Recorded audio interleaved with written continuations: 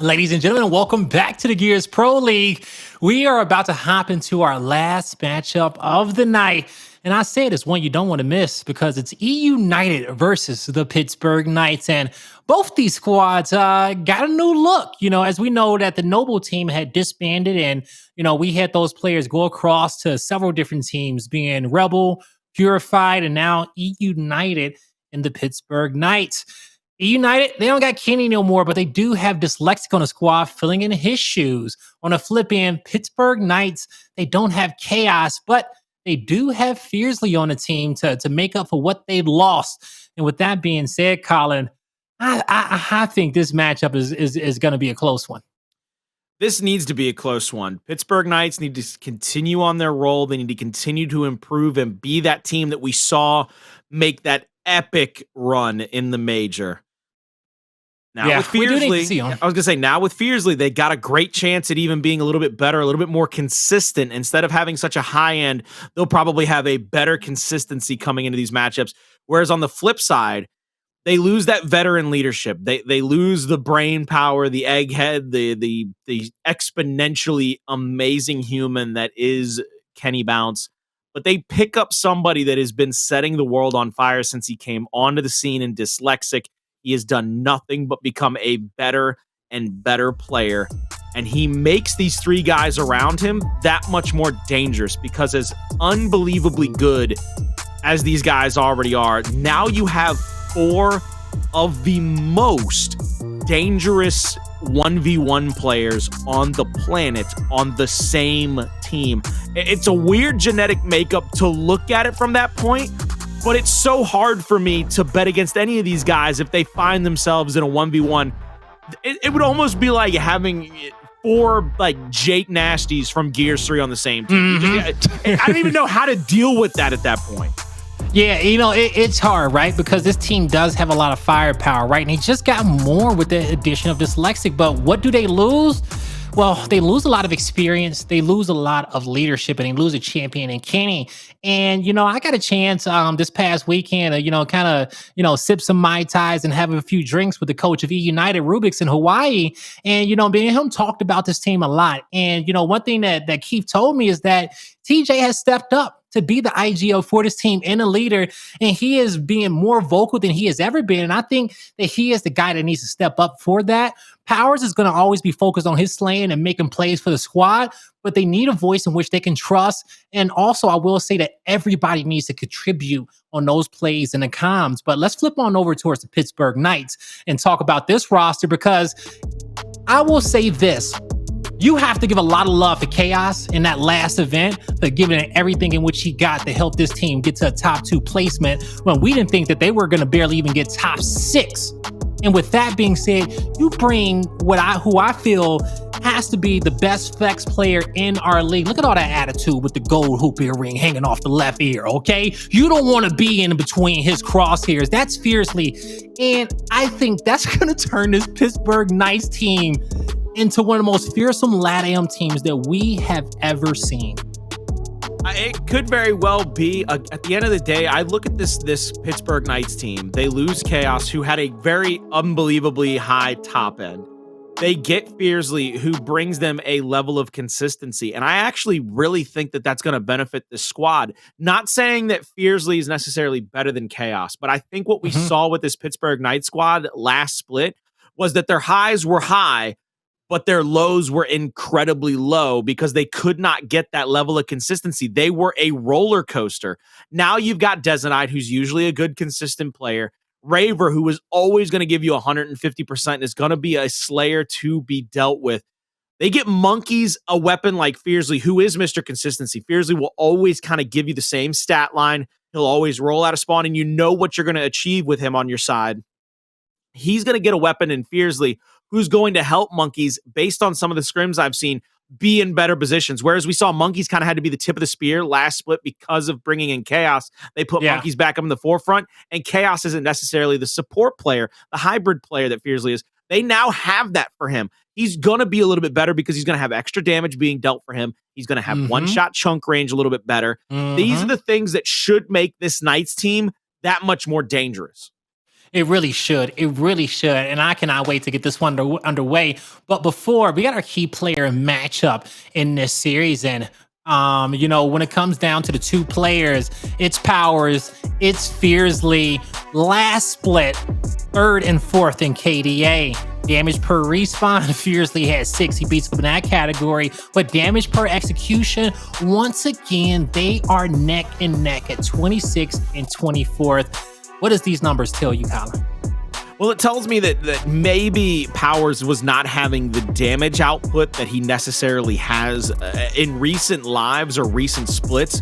What I do believe we're going to see, though, out of Powerz with the change from Kenny now over to a guy like Dyslexic, is Powerz' damage in both execution and respawn might go up just a little bit, might have a little bit more of an uptick, because Powerz is not going to just get to be a highlight reel player where he gets, 600 HP in a chunk here, 600 HP in a chunk there.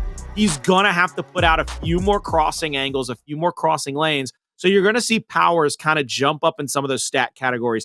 On the flip end, it's very good and very great news for Pittsburgh Knights fans that right there you see Powerz being kept up with by the new addition. Ooh, and so we'll see how it balances out. But first, we need to take a look at our map cycle and really get the layout of this series. Map number 1, Ritual Control. We're going to check out Execution in map 2, Training Grounds Escalation in map 3. But going back to Control and Execution, Spire and Clock Tower to close out this series. And taking a look, first glance, man, I like PK in maps number 2, and I do like eUnited in that third map. But the controls, I don't know where I want to lean towards. Colin, how you feel about it? eUnited struggled all last split on Spire control. I love that out of the side of the Pittsburgh Knights to get that in his map 4. The Clock Tower execution, that could go either way because both of these teams very much favor that long shot strategy. We've seen the Knights be very utilization of it on Clock Tower. eUnited last split very much utilizing the long shot strategy.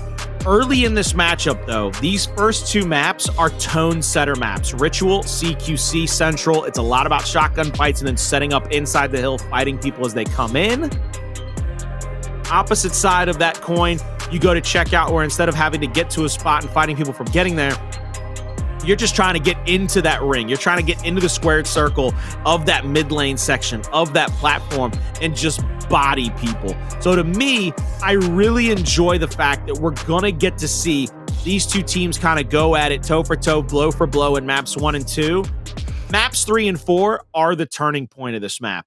We might have a 1-1 going into that map 3, and then we get a 2-1, and then we have a chance at a 2-2, because I really do believe both of these teams did a phenomenal job with their picks and bans in this. They did. They did do a phenomenal job with them.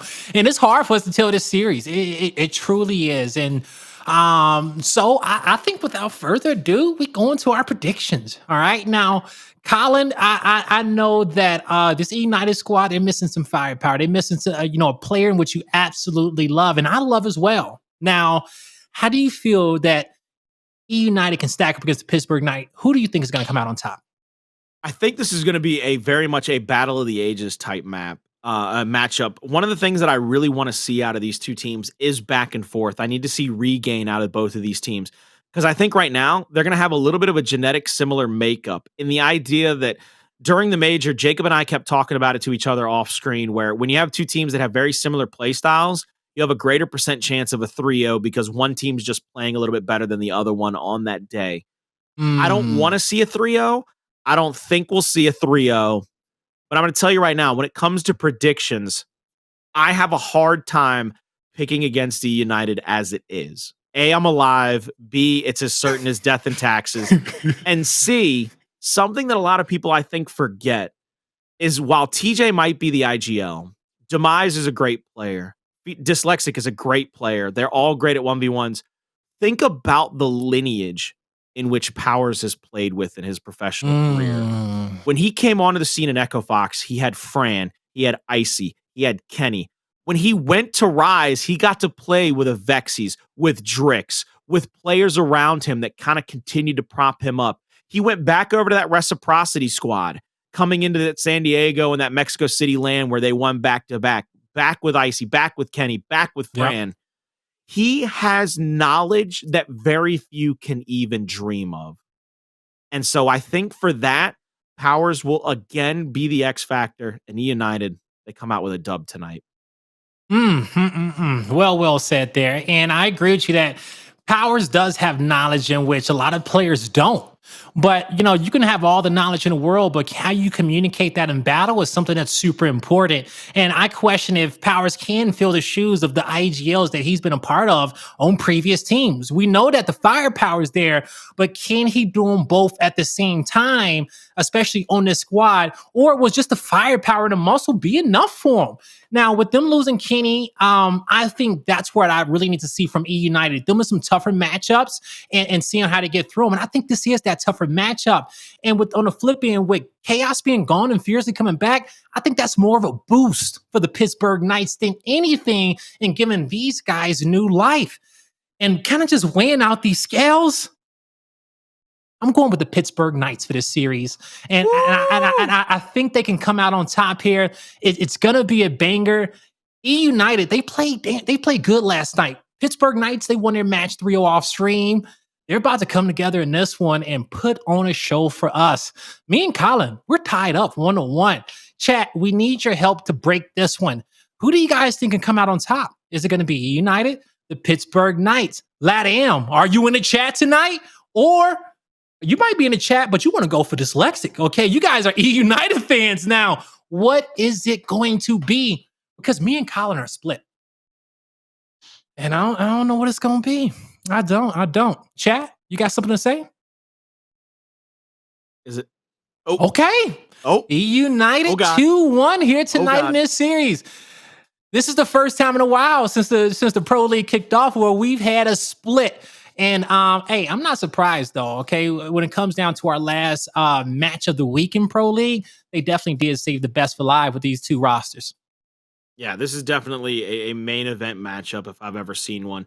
Again, this is going to be one of those situations where one of these teams has to just basically play up to a different level for this matchup. They have to be on that next pedestal to be able to win this matchup, because it's not like you're going to bully the other team. I don't necessarily foresee the Knights bullying eUnited, or even vice versa. I don't see eUnited coming out here and pushing the Knights around necessarily. We even saw it last night. Even what we saw last night against Rebel, where Rebel was throwing out little trick strats on that execution, on that escalation against eUnited. eUnited was able to maneuver around that, was able to figure out those little strats and those little wrinkles to be able to counteract those. Coming into tonight, I'm not sure if we see that from the Pittsburgh Knights. I don't know if we see the Knights kind of throw a bunch of different looks at eUnited, or if they try to stack up and have those kind of neutral, generic strategies that we see a lot of the times out of a lot of these pro teams. I think what we'll see is one team get right on the precipice of winning a match or winning a map, and then they throw out a wrinkle. I don't think we see it early. I think we see it as door closers. Yeah, I think you said that very well, Colin, as door closers, because with both these squads, they know not to show their hand too early in these maps, and also even on the respawn modes as execution and escalation, because you got to fill out your opponent for a few rounds. But when you lose a few back-to-back, then it's like, okay, well, let's switch it out. Let's switch it out for now, and let's bring in a new strat. They know the perfect time to do that. So we'll see a few close rounds, but towards the back end of these maps, it's going to be a lot of big switch-ups. Guys, girls, men, women, children, everyone watching, this is our last matchup of the night. eUnited versus the Pittsburgh Knights.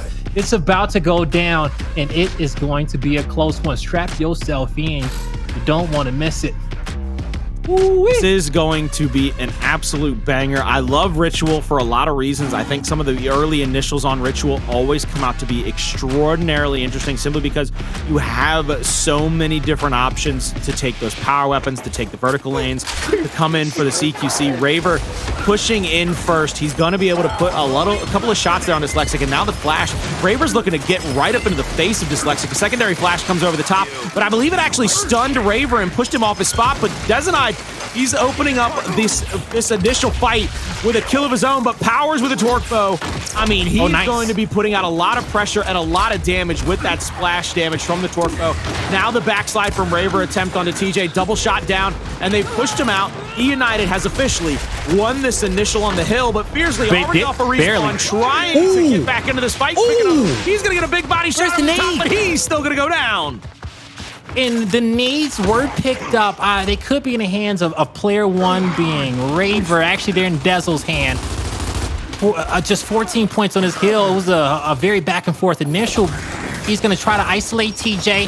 That's a great nade. They will be able to get him, and that opens up a lane for the Knights. I think they may have one nade to work with. If not, they got the job done. Just breaking the setup, and then second nade do connect. Monkyz finds another kill, and PK can play for the spawns on next, but I still think they need to get some of that time on the hill, and they will. They're going to be able to drop back Fearzly, collect, and take the 3v3 fight playing for the COG spawns. Where will Powerz spawn on the mini-map? Close to the team. So eUnited still in a great position as Raver moves up. Powerz is going to stop Raver in his tracks, and eUnited in a power position. They're going to try to find one more kill or stay alive until they can get Raver back into the mix. No reason to get baited there, and I like that call out. Powerz pulls back. Monkyz gets called out, but Monkyz, he trades out with Demise. Who gets the close respawn? It's gonna be Pittsburgh Knights. They're gonna get the close respawn on this. You can see eUnited already spawning out across the map, and they're gonna have a long trek to try to get back to this P2. 10 seconds left on the torque. And it looks like eUnited has decided to call off the dogs for now, try to go for the power weapon pickup over here before they go for a retake. TJ pushing up, trying to find that angle. He's gonna get double answered for just a moment. He's not going to go down. They have a position here to try to get the pickup on this torque. Demise is, I mean, he's bouncing around trying to get to a spot to pick it up, but he didn't have a chance to pick it up. Finally will get there. Now it looks like the Knights are going to break out. It's going to be a 2v2 on both sides of the map. Demise looking for any kind of movement here. He's going to get some splash damage maybe on Fearzly. He pokes that out just a little too early. A down in the ring will come through, and a pick onto Fearzly. Demise, he gets a big kill, gets quickly revived, and eUnited, they have to hold the entirety of this hill just to tie it up here. But for now, they're going to be happy with at least getting it close and then possibly rotating over. Yeah, you know what? This is a great contest from PK. At first, I was debating with the spawns that Monkyz got for his team up top at bow, at the torque bow. Should they shift on over, go for next? But they'll negate that 20 seconds of scrap time for eUnited, and they picked up. Well, they lost a player in transition, but with this kill on Dyslexic, that makes it a 4v3 on the map. You let him time himself out, but they will clean up the kill. Now, with a man advantage, what can PK do with it? They find the bow. Have they been counting shots is the question. One left here for Demise, and PK pushes towards the spawn. That's a great bow, a turnaround for back A. He can't get it off. Fearzly cleans up the kill, makes it a 3v3 battle for the hill. Ooh, that's a double down. Can Monkyz save it? He will. I was just saying we're not done yet. Not yet. TJ was a little bit slow. Get into it, Colin. He gets a smoke to block off the cross from Monkyz. His teammates will get there, but Raver puts a few shots on him, makes him a little bit flustered. Raver gets back to his squad, and it will be the Knights setup once again. Just barely, a little small setup as Monkyz protects the flank. The revives come through, and the Knights, they can back up again, pull out the Lancers. The smoke is there to make it chaotic. A few marks come through for the Knights, and they know exactly where these players are. Dezo with a big shot. He backs up, moves in, gonna tuck himself in the corner, get ready for the next engagement, but he's gonna let Fearzly come in, take over as they get another down. eUnited with some quick spawns behind them, trying to get the damage with those long-range rifles, but they cannot. It's a fight won by PK with 30 seconds left on the hill. PK will press out and play for the bow, but can Powerz get one? He has some help from TJ on the right. Two separate 1v1s. It was actually a 3v2 for eUnited. Even up back into a 2v2. The odd switch. PK wins the battle. Ultimately, they get the bow, and they know exactly where the spawns came in for eUnited. So they'll flip the map and go play for the neutral. I really would love to see eUnited play a little bit more aggressive toward the rotations. That's twice now they've been out-rotated, and it shows in the scoreline. Down by about 60 or 70 points at this point. You see the Knights, they're getting ready to push into this next hill. Torque bow toward the back. It's not going to find any splash damage. Just going to push that player off that back ledge. Second bolt coming out now. Headshot onto Powerz as he pokes his head out over the top of that cover. He's going to get taken down. Dezonide is getting angled out momentarily. Third down and out for Dezonide. The torque bow's on the ground with, I believe, 2 bolts left. Maybe has 1. It only has 1 bolt in the hands of Raver. He's going to be able to push a little bit of damage onto either of these players, whether it be in the middle of the hill or toward that back lane. Looks like they're going to have a 2v1. eUnited has a 2v1 at the 90 degree. Little torque bow shot out. Won't find anybody. It's not going to even get splash damage. Long range flash over the top. Good shot there by Dezonide to shut down TJ. And now eUnited, they're trying to come on a bit of a flank, a bit of a squish, and they're able to get at least 1 kill. They got to worry about another one on the back ledge, and Powerz cleans up Dezonide. And that is exactly what they needed to fight back into this map. Only down by about 30 at this point. All right, only down by 30, and they got 30 points left in this hill. They've identified the respawn as well. All crosshairs looking at this choke point. The flash and the smokes come through for PK, and they connect on a good amount of them as they have backed down eUnited off the hill. Powerz moves in to get a kill. It's actually TJ and Demise that go in there to get the double downs. Powerz has to scurry away from the situation. It's not a good fight for him anymore, but his squad mates were able to win the battle. 19 seconds for torque bow. The next hill will be at Tiki, and it will be the Knights to get the spawn. They needed to not give up a kill there over to Fearzly, I believe, before he bounced up into that up A. You can see Pittsburgh Knights, they're going to back out here. They're going for a pick on the torque bow. And one of the things that I like about this is they're giving up the initial points over to the side of eUnited because they're going to come in with a secondary set of utilities, and Monkyz is going to be able to get splash damage with that torque bow. He's going to be able to put these down, I believe, at the long range edge of that spot. He's going to be looking for somebody to poke out. He's going to drop one right into the middle. He almost goes down, but he backs up, and look at the bodyguards. It was like they tried to get into the VIP section of the club, and Velvet Ropes came flying out of nowhere for the Knights, but a double kill with the nades from Demise. Picture perfect to shut down a decent amount of this retake. 1 more bolt in the quiver for Monkyz. Misses that one, but gets a little bit of splash damage, and now the flank from eUnited is there. eUnited on the respawn are trying to get there as quick as humanly possible to save their teammate. Fearzly goes for the back A. Won't be able to get it. Dezonide, 90-degree angle shot from that little cubby. Still not able to get any of these kills, but eUnited, they can't fight back into this hill just yet. Oh! And you're going to see TJ come away with a big fight. 26 points remaining on a hill. It will go in favor of eUnited. And off these last 2 rotations, they have been very successful to get this lead back in their favor. That was a really scrappy battle, but we got to move on over towards P5 at Sacrifice. PK will be getting the spawns. They have this dyslexic mark that Monkyz knows that this is the must-win battle for him, and he shall come out on top for the squad. That's 2 down for eUnited. PK starting to get set up. They're looking for some marks. They find Demise. They're going to find TJ as well. And now the Knights. Just going to slow it down. Get ready. Not being threatened just yet.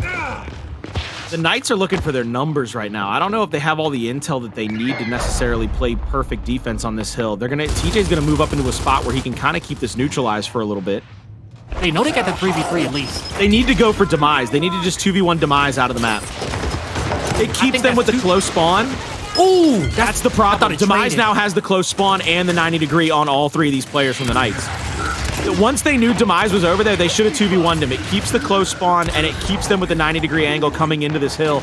But with that set of kills, with that set of slays, the Knights have to come all the way across that altar area, across that altar side with those frag grenades. Dyslexic, he gets a free rotation over to the torque bow. TJ, he's just holding down this back hallway. He's going to have all the help he needs in less than 4 seconds. And now Dyslexic with the torque in hand, he's going to be able to put splash damage onto that player into the back Fearzly. He's going to be at a 90% there. He's going to have to rotate in with those frag grenades and look for a pick. Puts one at the ground, doesn't get any splash damage whatsoever. Dyslexic needs to find a pick here. Good flash with a stun, but I mean, he's not getting any kills until finally he gets somebody to bounce straight into him. Powerz is going to get picked up. 3 players left for the Knights in the area. Now it's a 2v2. Dyslexic pick up 1. TJ and Demise, I believe, on the other side pick up the second. So good little rotation in there from eUnited, but they're going to cross the 200-point marker first in this map. And they are going to be in control. They just need to be prepared to rotate back over to the sacrifice area where that torque bow spawns. I think Demise played that masterfully. He didn't do too much. He held his lane. He held the stairs. Anyone that came to his left was an easy fight for him, and he kept assisting his teammates to the right. And now as we go into the next team fight, you see him connect with the bow. Makes it 3v3. Powerz still stunned. Dyslexic moves in to take over. He's taken out. Powerz taking shots in the back. Couldn't take another to the grave. It will be the Knights that win that battle, but they have to move on over towards the hill, or they will have a man advantage for now. Where does their spawn come through? At the bottom end of the map. That's not going to be too far. That's a 1v1 between players 1 and 5, but on screen, the hill's neutralized. Fearzly backs up, a flash in hand. That's a good placement. He gets the stun, but Dyslexic can't get angled out for now. All players will hold their position, but Fearzly with it down. Players spring out into action. Powerz on the flank. That's 2 kills for eUnited. Raver has to back up. That's 3 down. Make it 4 off the back of a powerful flank coming in from Powerz. He's going to get his team the spawns for next at Rebel. Hey, Blaze, you remember me telling you about all the intelligent players that Powerz has played with? Ribs might not have been on any of those championship teams with Powerz, but Ribs understands the smarts that Powerz has been imparted with. Ribs switched to him for a moment, then went back to the big team fight, and then switched back to Powerz because Powerz threw a smoke and then used the smoke to just run past Raver for a quick flank. And it was so good to see the fact that Ribs could call that out. That tells you that he's a former player, he's a former champion, he understands the situation and the position that that player was in. That is just brilliance beyond all doubt. That's why everybody watching probably said, why did he switch to Powerz for a second? Because Ribs saw that coming from a mile and a half away, that he was about to smoke and just go for a flank. He was going to leave Raver at that corner, at that cubby, all by his lonesome. Beautiful job by our observer. Even better job by Powerz to get that flank to come through. Absolutely fantastic by both sides. Yeah, we never miss a play, and it keeps us looking smart all at the same time as Demise once again holding his lane on those stairs. Dezonide gets a kill, and Demise knows that he needs to just shift on over, help his squad mate out. He's going to get flanked on the right, but he backs up at the right time, just trying to chip away at these members of PK. But can they move in and get these kills? They take down Demise. Dyslexic trying to clean up Raver. He shall. Can't find another. Dezonide continues to back up. That's a double down for PK. And with 48 seconds on his hill, they're finally going to get themselves some much-needed time. They got off to a great start, but now they're starting to find their footing once again. Because so far, man, eUnited has full control over this map up into that team fight. Now, both power weapons coming up in 30 seconds. eUnited knows that, hey, we got a lot of time to work with. They won't even break the 200-point marker before these power weapons come up. So play for that and play for next. Dezonide is going to be holding down this spot at the hill for just a few more seconds, but he's going to try to rotate across that altar. And one of the things that he's got to be worried about is the fact that it looks like eUnited's starting to call out these extra flank angles, and I love this 2v1 right here. They've called him out going for the short spawn side of the map. They get the kill onto him with 9 more seconds to go. I think Dyslexic is going to stay there. That gets him to 24, 26 seconds in that area before a round win. He's going to rotate off now. 3 players from Pittsburgh Knights will move into this next hill. 4 bolts left. He's going to shoot over the top of that cover. He's not going to get any splash damage. TJ now has the frag grenades in hand. He's going to use them to the best of his ability. I believe he has a great angle here. Yes, he does. Oh, Demise, though, gets picked. That could set this whole thing down if they give up another pick over to Monkyz. Monkyz misses that shot onto TJ. And I believe TJ's waiting for the respawn before he throws those 2 frag grenades. And he threw one already, so he's still pocketing another one. After that bow kill came through, that was when the first nade got dodged. Monkyz gonna back up. He calls out that it's a lot of pressure in his spawn, a lot of time on his hill, and it's a blunder of a nade. That's 2 players down for eUnited. The last 2 in front of the crosshairs of the Knights. But with the flash and the choke point, eUnited can do this. They're hitting their shots. No one can clean them up. The last player has to disengage, and eUnited got the spawn behind with a 4v4 fight. They held their own as long as they could. This got a third and long. He got a third down and out on a player right there, which only makes us a 2v3, maybe a 3v3. Flashes out, and they're going to be pushing Pittsburgh Knights back into the same cubby that eUnited was.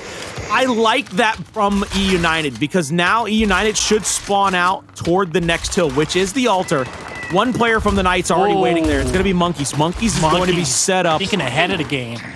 Is going to be ready to just throw a couple of different Lancer angles at him. You see them trying to move in for the retake, the revive here on Dyslexic. Knights are going to back all the way up into the altar, into these mid covers.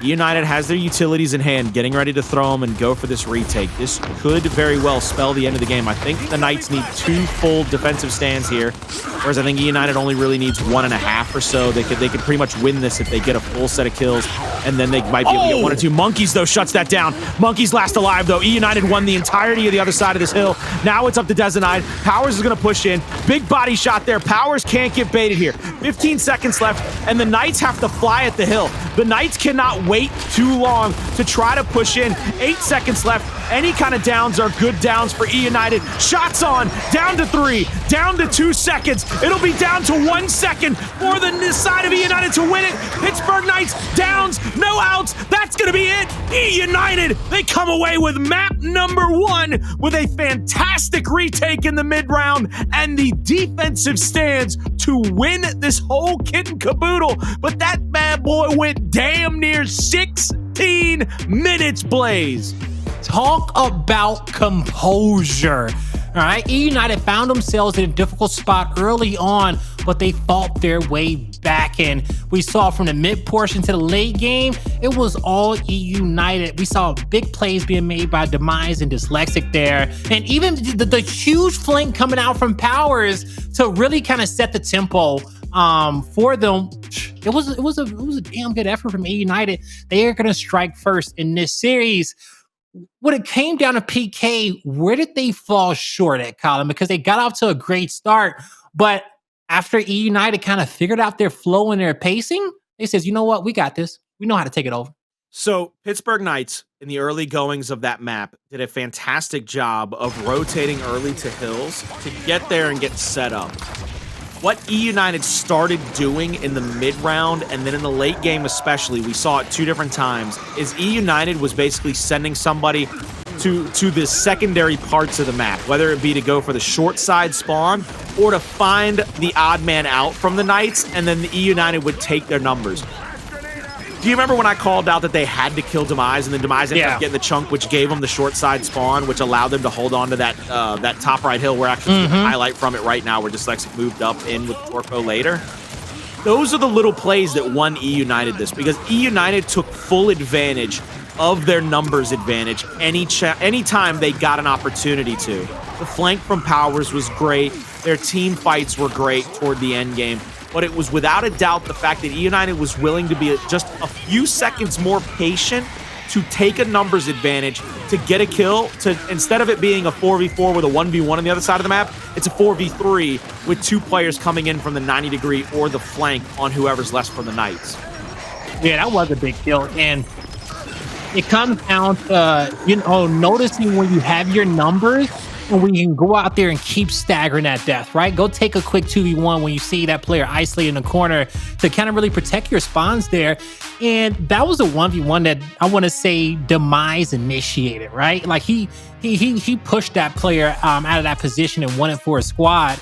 And so, big plays across the board there for eUnited. But we got to head on over towards checkout execution between both these squads. And if it's going to be anything like map number 1, we may play at least 9 to 11 rounds on this one, and that's what I'm hoping for. But it's going to start at the win. Not at the winch. It's going to start there at the checkout and even out wide. So talking about some of these squad strengths, we're going to have that matchup in the mid lane. It should be Powerz and Raver once again, having to fight that spot for the platform.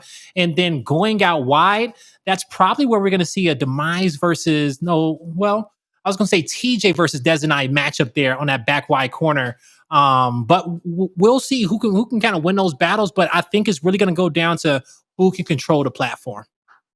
It will come down to who can control the platform between these 2 teams because of who their personnel is and their genetic makeup. I think that's going to be a very interesting fight to keep our eyes on. But I do like on the flip side of this coin, the Knights have been known on both Clock Tower and Checkout to very much be favorable to sending 4 to the long shot, where they go for a body block. They go for an early body block where basically they're sending 2 people to play Kevin Costner, just stand there and take Lancer bullets, while Dezonide usually ends up picking up that long shot. On the flip side of the coin, eUnited, whether they've played a little bit safer or they've gone for a kill, then pushed in for the long shot, they very much love that same strategy. Get the long shot into the hands of a guy like Powerz and just let him do his damn thing like nobody else is doing nowadays. Those are going to be the two big differentiating factors to me. I'll be very curious if the Knights go for that 4-man push of the long shot. What is the answer by eUnited? Do they go for the incendiaries, or do they send somebody down to the frags to try to herd them like cattle? I'm happy you said that, because I think for the win condition here, because I'm going to assume that for me on PK, it is going out wide, right? Because few teams, they can't stop them out there with Dezonide, the way he plays that position. He knows when to switch it up, be aggressive, knows clean opportunities to get that power weapon, and even get a quick body shot off towards the platform to help his team out. But how to counter that? My intuition tells me that the way that eUnited wins this map is going to be off speed, being faster than PK at the platform, because if they do take control of that, they get that first kill. It doesn't matter if Dezonide has sniper or not. They can control those back lanes and kind of trap those players back there. So I'm looking towards, and I say Dyslexic and Powerz to really play those inside secondary lanes at a fast pace and be decisive.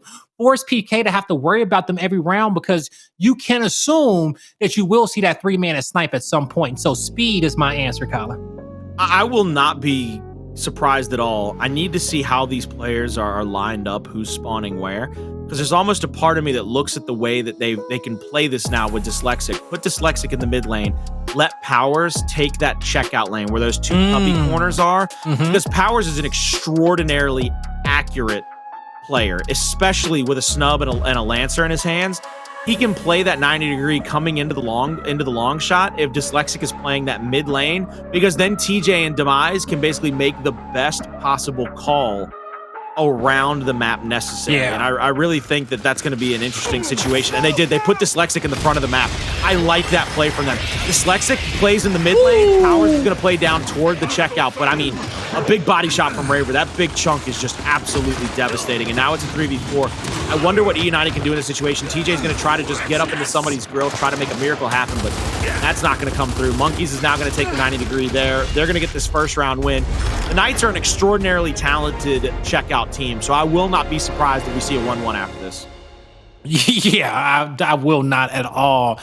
We've seen them tie up a lot of series by, they lose the control, they come out, they 6-0 somebody on execution, because the thing is, the Knights' win condition for the last few seasons have been execution and escalation. All right, and outside of a district control, which I feel like is their best map, that's how they've really taken over a lot of these series. So I'm not surprised at their performance. Raver did get the stun, and he did get stunned himself. Beautiful awareness from him. TJ putting some solid shots in to get 2 kills, and just that quickly, the Knights will crumble and eUnited takes over.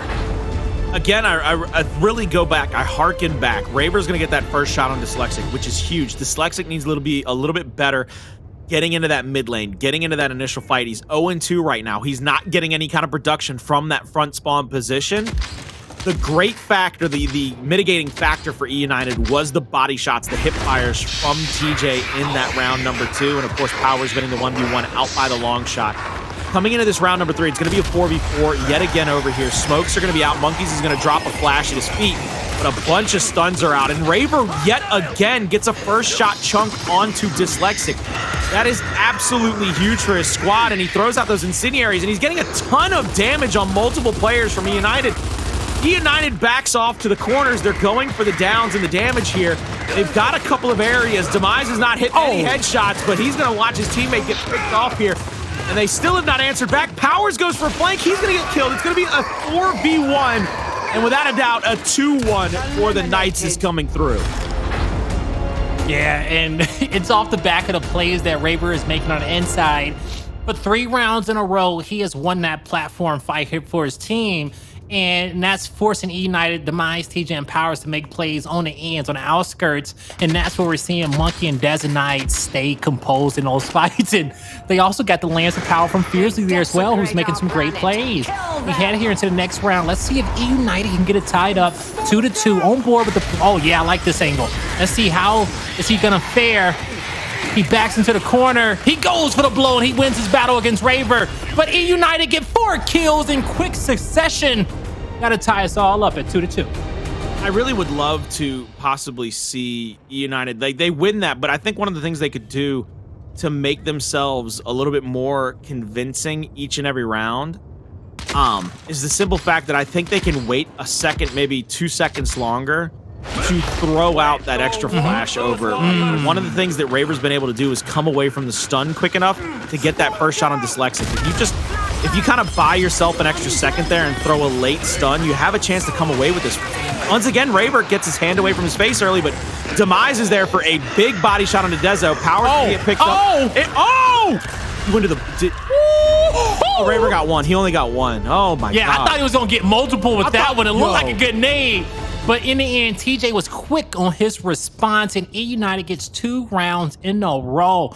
We'll see if that is going to be the alarms going off for PK to kind of switch up their strategy just a bit after losing those 2 back-to-back rounds. But I will say that I think that was just the first round that Raver had lost his battle. So I'm curious to see how does he want to make that adjustment. Out wide hasn't been a deciding factor just yet. The stun is there. He's up in the corner. That's a kill. That's a double. And the plat battle won once again by the Knights, but it's not over with just yet, and it is over officially. But 3-3 tied up, and I said that this one may go over 9 rounds, and so far that's what it's looking like. And did you see they threw 3 flashes to platform that time? I didn't see the third. Pittsburgh Knights brought a 3rd flash to that fight. They said, nah, not happening again. But with Colin, as you talked about beforehand, and as what we've learned, you know, just watching multiple years of Gears, whoever gets the last flash off should win the fight, because that means that they should come out of their stun first if they do connect with it. PK knows that, but they go for the wide. They play for Dezonide this round. They get 2 kills. The incendiaries don't connect. That's a great kill for Dyslexic. Wasn't able to finish, and it's gonna be a round won by the Knights. They will respond with 2 of their own. And that's exactly what they needed. Again, the Knights are so good at that platform fight. I'm actually shocked they've yet to even have to pull out the long shot strategy and go for deep forward that long shot. Raver is controlling this map. He is the point of the spear for his squad. He's doing everything possible to make life unbelievable. Unbelievably hard. Somebody get that man a bag of chips, that queso, okay? Yeah, you know, after that performance, call Hefe up, get it over there to him, ship it overnight. Raver moves up. They're gonna work with Fearzly to get that kill once again. Platform dominated by the Knights. Incendiary connects. Last member standing is TJ. He's trapped. Has to push back into the open. The Knights don't lose a player. They gain another round, 1 away. They've got to be better about this platform fight. This is going to be something that they're going to have to be able to watch in VOD, even if they win this map. Even if they come back and win, I think it's 3 straight rounds they need to, because I believe it's 5-3 right now. Even if they come back and win 3 straight rounds to win it 6-5, eUnited has to be able to watch this map back in VOD and understand what Raver just did to him. This is one of those situations. There you go. Dyslexic is staying off the platform now. He's giving up incendiary straight over to Raver, and Raver free incendiaries is not a good thing to give away. It's not at all. Dezonide goes down. This is still winnable for eUnited, but that's 2 quick downs that come through, in the Knights in 9 rounds. They'll take this in a 6-3 fashion, letting eUnited know that this won't be as easy as they think it is. Raver, 14 kills, 3 deaths, 4 assists. So this is another day in the office. Let's get into map number 3. Woo-wee. I hope you guys are having a great time at home. We're all tied up 1-1 in this series, and we're gonna head on over towards the Escalation to see who can break this tie. Don't go anywhere. It's going the distance. Ladies and gentlemen, welcome back to the Gears Pro League. We're all tied up 1-1. The Pittsburgh Knights versus eUnited. And we saw eUnited out teamwork Pittsburgh in the first map on Ritual. But then we saw Raver absolutely take over in map number 2 and set his team up for victory, 6-3 on checkout. And now we gotta get geared up for Trading Grounds and Escalation, Kyle. And after watching these first 2 maps, we're going over to a game mode that embodies both these last 2 game types. Who do you feel like has the edge? Well, right now, I think going into Escalation, especially the Training Grounds, eUnited might have a slight edge. Simply because of the way that they were able to play control a little bit better. Raver is going to be another factor, though, because if you think about that up-top overlook fight, if you think about the U fight, it's a lot similar to that platform. It's about getting your stuns correct. It's about getting into that fight and being able to get those first shot kills onto players. So going into training grounds, the Knights got to continue to lean on that kind of play style, lean on the momentum that they can get from those initial wins. Because if that's what eUnited's going to struggle with, if they're going to struggle with initials, take advantage here. Try to get this to a 2-1 so that eUnited's forced to win map number 4. Otherwise, you go into that map 4 on an escalation, on a control again, excuse me. eUnited has a chance to come away with a 3-1 victory rather than a 3-2 for the Pittsburgh Knights in a map number 3. So I think their biggest strong point is the initials, and they've got to focus on that. Woo, they do have to focus on those initials, man. Looking at this series so far and seeing that training grounds, it's I'm saying that the Knights need to win this one if I feel like they want to take this series, because they're gonna have to have that cushion going into those last 2 maps. I'm not sure on how their performance is gonna be on that Spire control against this eUnited squad. I think they're looking like the better control team for now. That first map was close. It was only a 53-point differential and eUnited winning, but we'll worry about that when we get to map number 4, because we most definitely will see that before our next break. But focusing on the training grounds, Raver on that initial, we'll see if he can have that same energy up top at Overlook, but he's going to have different personnel in which he's going to be playing against. Now, he will have some help with the squad mates, but it's more so of a battle. I think Raver and Dezonide versus TJ and probably Dyslexic in this position, fighting up that top Overlook.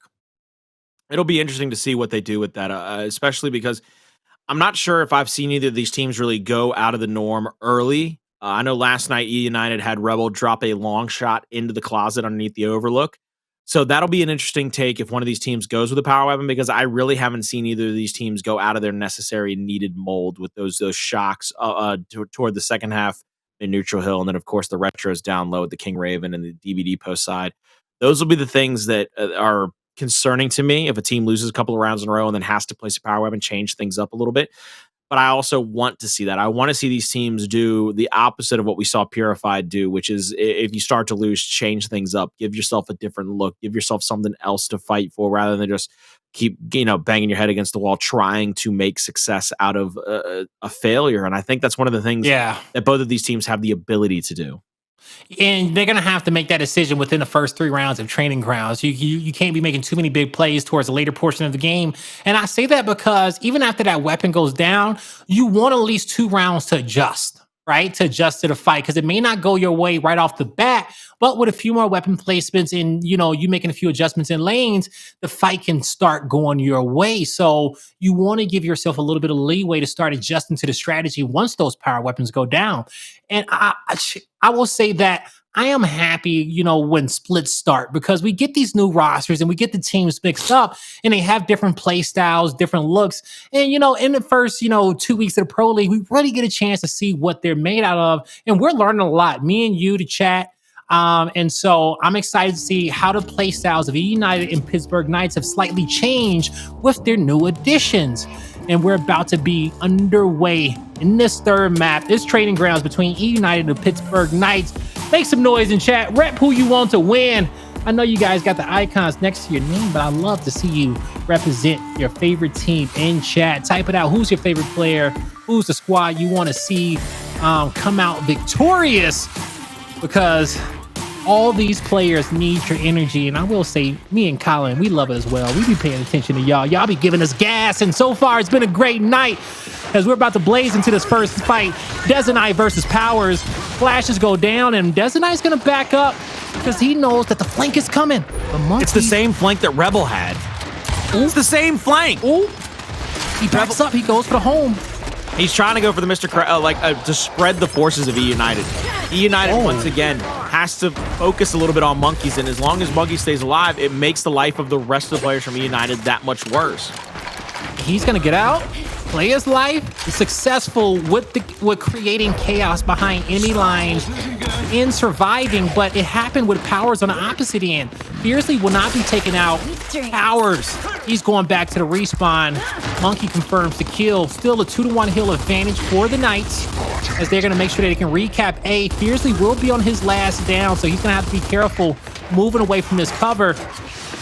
eUnited looking for a heal. I think they're going to play for B. This is going to be a hard retake because of the 2 players mounted up for the Knights. Jumping over that cover is not really an option. You'll go down by the time you basically land with a double land. So they're going to double jump over it. I like that play. It's going to force one player to go super wide on him. Fearzly's going to get caught a little bit by TJ out in the middle. TJ inside of that cubby. Ooh, a 1v1 at B over the hill is going to be a big play. It's 3 different 1v1s happening right now. Powerz is trying to win it against Raver, but Raver again, I mean, if Raver is hot, the Knights are damn near unstoppable. And when he's making plays like that, the rest of the team knows how to play their life and understand the advantage in which he just created. And that's what's going to make the Knights so deadly, because if Raver's going off, you're not going to find no other, free kills around the map from Monkyz and Fearzly. They're going to make it as hard as possible. And Dezonide, when Raver is playing like that, he is usually the one that matches his energy and becomes the next main slayer on the squad. Kills traded off at B, but it is 2 players from the Knights in this area. Fearzly had to back up. He's getting pressed by Demise. Some shots missed from Demise. Fearzly knows he can take this fight over, but he retreats, repositions, gets back into it, taking his time. Demise, the nuisance. He finally goes down, but what did he do for his team? Brought Powerz some time to capture the B hill, and they shall be able to win off a 2-1 advantage as the lead change, as the win condition switches over. The Knights need to find them a hill ASAP, and they got 10 seconds to do it before the lead changes in their favor. Big kill there, but oh, what did I just witness? Quick revive 180 from Monkyz. Trying to go back and get a good shot on Powerz. Powerz with a little wiggle waggle, dodged those shots, and now he is on the move to get to the A hill. It's eUnited in a victory position. B got decapped for now. Raver gets crossed out. This is looking like an eUnited round for sure. Oh, that was a back and forth battle to kick this one off. Went to the wire. The turning point of that map was the 3 separate 1v1s. Yes, Powerz died at the home hill, and then they lost the B hill. But when Pittsburgh Knights got a little overzealous and started moving toward Monument, they put themselves in the slaughterhouse because they're getting crossed out from the respawn. And then as they push up into the Monument, it's 1, it's 2, it's 3, the retake at B. Both talks down, both squads. It's going to be kind of standard. Me and Colin are not expecting to see anything go down center line until around round 3 or 4. Both these teams make that decision. So going back to the kickoff of the last round, we saw a big flank from Monkyz to get PK into the lead. We'll see if it comes through again, but look at the mini map. It's going to be a straight up fight between both these squads at the top overlook. You see crosses coming from both heavens, but it seems like PK got a good one. They got the down on Powerz, cleaned up 3v3. TJ goes down. PK in a power position. Still a lot of support fire coming in from Raver to keep these players' heads down as the B hill's getting capped. Who can get this? No one. Nobody. I think they're both going to bleed out. The closest is Raver. Oh my God. They got there in time. Thanks to the 2v2 battle, Dyslexic was saved. It's eUnited in the power position. They did have Dyslexic top overlook. He needs not overstay his welcome. Great plays off his left hand to get the kill. And now Raver's going to get taken out. eUnited playing for the trip cap domination of the home hill. Monkyz going to have to win a big 1v1 against TJ if his teammates can't win this battle. Monkyz is just going to hold here. Once again, eUnited, that's twice now that eUnited has used the heaven to flank the player at B. Big shots on. Dyslexic is getting down. They're going to clean both these up. This should be a triple cap domination. It's going to refill instantly. 2-0. eUnited is looking fantastic on training grounds. And it boils down to, once again, the ability for them to flank around the map and single target shoot. When you see somebody get marked out by eUnited, there is a reason for it. They are using those marks to set up the double kills, the double lancers, the extra shot lane. And that's so important when that clear intel is all throughout the map. You know, it helps everyone gets on the same page, understanding those positions of the players. And at this level, they can deduce where the rest of the players are coming from. And so we're seeing great setups from eUnited and a lot of great teamwork for them to win these last 2 rounds. They've been very powerful at this Overlook fight, at the Overlook in the U. And we're seeing some pressure here towards middle. And I do believe a power weapon did get placed down there. So we saw a little bit earlier than we expected, Colin. As we headed into round number 3, snipes in the hand of TJ. Dyslexic goes down at the U. And it's going to be eUnited playing a little bit of defense since they got the power weapon. They're going to have B locked in. He's going to give this one a Powerz. Yes, he will. Now Powerz can rotate the map. He's going to go to that B hill, let his teammate hold the home hill down with the Retro Lancer. I like that play. Now, let's see what type of openings Powerz can create with the long shot. Now, see Powerz just trying to keep his life about him, keep his wits about him. He's getting damaged up from that Overlook position. He can't get a headshot or even a body shot on anybody to open up the lane. PK played it well. They're going to force eUnited out this position. Ooh, I thought Raver for a second there was about to get headshotted if he moved up just a hair longer. Like there. Body shot. That should keep him down momentarily. Allow them to push up into a position to try to help. Player from the God spot pushed out. I love this angle from Fearzly. Fearzly moving in to be able to get that 90 degree to stop them from pressuring out. They need to double push the Overlook and then try to shoot down on the Monkyz. Yeah, there's the double push. Powerz is actually going to go for a flank here. Bingo! Was his name-o. Powerz with a big kill. Powerz with a body shot on the Monkyz. Trying to keep these players. Hey, yo! Hey, yo! Ooh, and the body shot from afar saves his teammate as well. They know that player is going to be weak, and that's Raver. eUnited presses forward to take him out, but they have to win a few fights at the home hill. Fearzly gets one. TJ's forced to retreat. Now, eUnited, this is their time to get back into the lead. They got their win condition back. They need to be able to save TJ if they can keep their lives. They're in a good spot. No one's there to protect the home hill just yet. I was going to say, they're going right past them at the Overlook. They're going straight to the home hill. It's going to be a 1v2 at the home hill. They have numbers in the middle of the map if they want to pressure over to A, but they're going to go for a pinch here. They're going to go for a double press onto Dezonide. Dezo's going to get the call. Now all 4 players from the Knights are in this area. All 4 players from the Knights pinched out those 2 from eUnited. Powerz, I don't believe, has any shots left on the long shot, so he's going to continue to back. Oh my God, he got the new one. He got the new one? They let Powerz get the new long shot?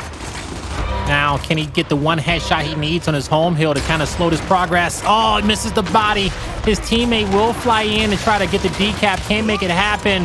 And Powerz just trying his best to do anything, but Fearzly will shut him down, and the Knights will get on the board finally.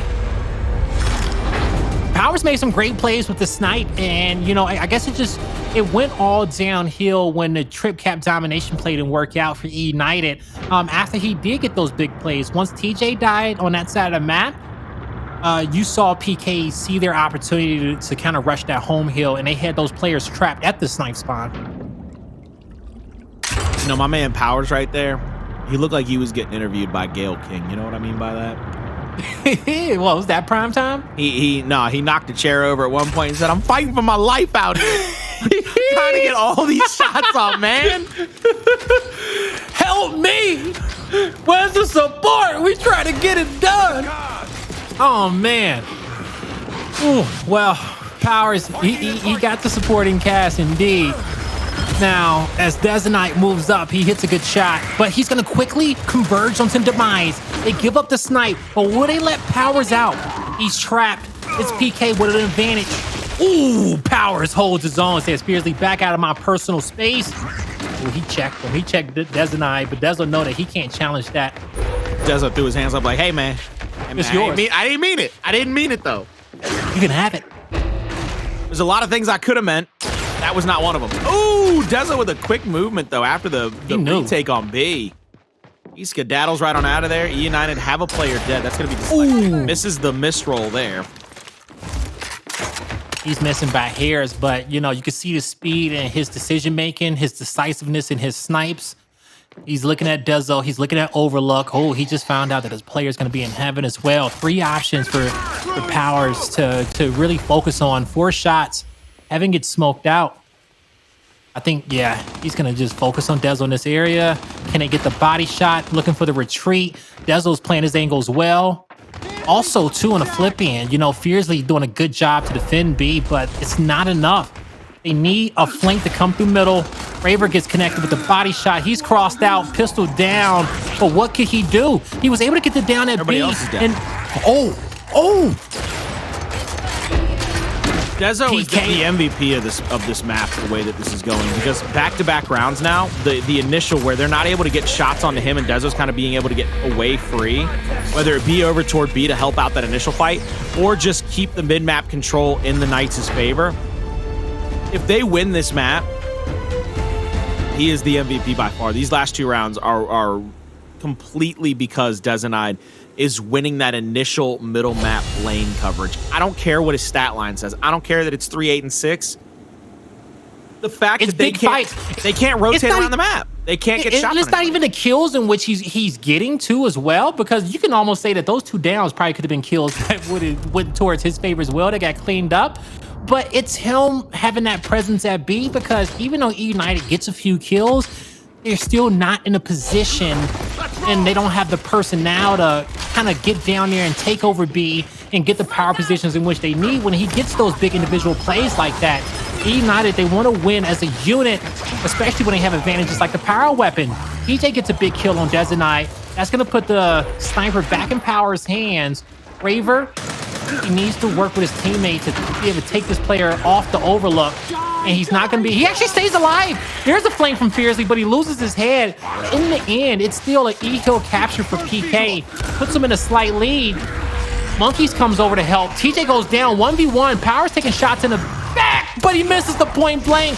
Dezonide, he plants his feet, hits his shot, and the E-hill could get capped by the Knights. It almost didn't matter because EU was going to have to send somebody back to their home hill. You see how there's 2 players at the monument? They took the shot for the triple cap domination. Powerz was going to have to hit an absolute monstrously highlight reel play right there with that long shot. Wow, they got away from that. Double dancers, now 3 players mounted up. It's going to be a 3v3 over here, I believe. 1 kill already coming through, though. Down Raver low. was on the flank. He got one of them, but couldn't get the next. Powerz trying to make a play for the home hills, but he's going to get focused on. Arrow press him. He goes down. Dezonide with a solid defensive back A. He's going to help take out TJ. There's pursuit from, it was Demise, and Dezonide will clean him up as well. With 3 members being down, PK, they're going to continue to hold what they got. They know they can't get to that home hill in time. They just have to play for whatever shot grenades and incendiaries they can have, because we did get a mixed match on the power weapon placements. Incendiaries on the side of PK, shocks on the side of eUnited, so some variety on the map there. We'll see how each team can use the little advantage in which they have to make it something greater. PK pressing through.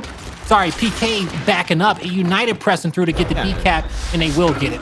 That's a beautiful breakthrough by Raver. Raver's going to force somebody back over to him. It's going to end up being TJ. Raver in a 1v1. eUnited has to win every other fight around the map possible. Because they're too far down, they're too far gone. Somebody has to stay here and check Raver. That's the situation you find if you're eUnited.